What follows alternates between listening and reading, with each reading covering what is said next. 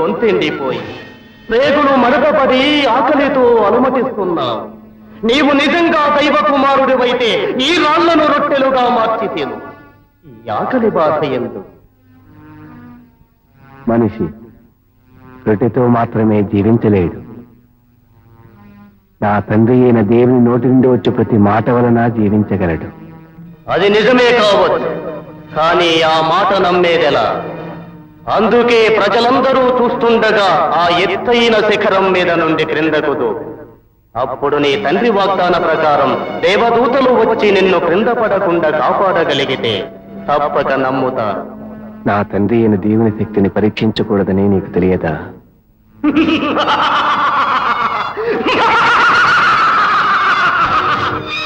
ఇలా ఎవరో చెప్పిన మాటల్ని అడ్డు పెట్టుకుని ఆత్మవంచన చేసుకో. నీవంటే నాకు అత్యంత అభిమానం. నేను సర్వశక్తి సంపన్నుణ్ణి కనుకనే ఆ దేవుడు ఎంతగానో ఆశించి శ్రమించి సృజించిన ఈ సృష్టిని మరోక్షణంలో నా హస్తగతం చేసుకున్నాను.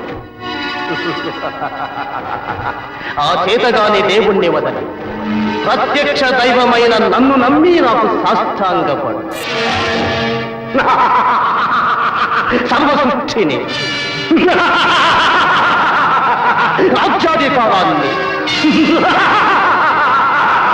ఒక వాక్యాలను ఈ క్షణంలో నీకు హస్తగతం చేస్తాను. నా తండ్రి అయిన దేవునికి తప్ప మరెవ్వరికీ సాష్టాంగపడనని నీకు తెలియదా? ఆలోచించుకో, బాగా ఆలోచించుకో, బాగా ఆలోచించుకో. సాతాను, నన్ను శోధించుకో, వెళ్ళు.